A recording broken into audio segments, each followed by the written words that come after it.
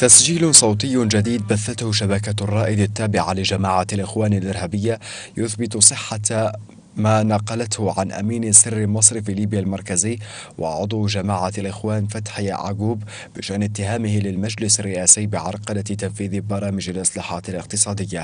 هذا ويثبت التسجيل توجيه الاتهامات للمجلس الرئاسي المنتهي بالتراجع عن إصدار قرارات الإصلاحات المرتقبة، إلا أن المصرف المركزي يجدد نفيه لهذه التصريحات بالرغم من وجود التسجيلات المسربة. دكتور بالله معلش إذا كان تسمح لي، في خبر سمعناه من مكتب الإعلامي ولا إعلاميين في المصرف، إن بكرة يعني على الأسبوع القادم حيكون في اجتماع في تونس، وخاصة فيما يتعلق بالتفتيش على مصرف ليبيا المركزي والبيضاء وطرابلس.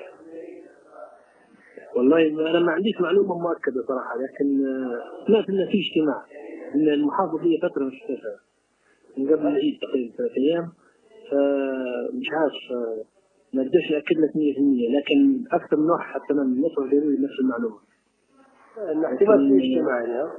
ايوه. ما الموضوع شنو حيكون نفس ما حكيت، هو موضوع التفتيش ولا حاجه ثانيه؟ هو تقريبا موضوع التفتيش. تمام.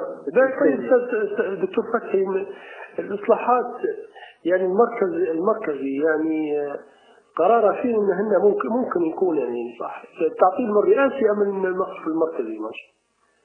لا، هو المصرف ما عنده فيه شيء، المصرف جاهز المسودات المطلوبه وتقدم الراي الفني، قرار في يد الرئاسي، ان الرسوم هذه ما يقدرش المصرف المركزي يصدر فيه قرار ولا يتخذ اجراء. خلينا اختصاص رئاسي. ومن ناحيه فنيه المصرف المركزي مستعد على تنفيذ الاصلاحات. مستعده، حتى المنظومات جاهزه والمصارف كلها يعني امورها مرتبه تمام، مستعدين للتنفيذ، وحتى الحساب الخاص بالإيرادات جاهز وكل شيء تمام. في اتفاق اصلا مع الرئاسه، لكن في اللحظه الاخيره غير ضايع مش عارف تنفذ. دكتورنا، انت الصفه الرسميه بالمصرف يعني شنو هي يعني؟ امين مجلس اداره. امين مجلس اداره المصرف المركزي. شكرا دكتور، ابقى اتواصل معك اذا سمحت لي ديما، يعني اذا كان ما يزعجكش الاتصال يعني تمام. انا لو تاكدت من المعلومه خلاص انا ممكن نديرها كذا ترجيحات، ممكن حاجه زي كذا يعني احتماليه. ماشي. شكرا. ممكن اليوم عشيه شوي خلاص ناكد لك. نزيد نتصل بك انا ان شاء الله بعد العصر، نزيد نتصل. تجدر الإشارة إلى أن العاصمة التونسية ستحتضن مطلع الأسبوع المقبل اجتماعا رباعيا حول مصرف ليبيا المركزي بفرعيه في طرابلس والبيضاء، ويهدف الاجتماع إلى التفتيش الدولي على المصرفين في طرابلس والبيضاء.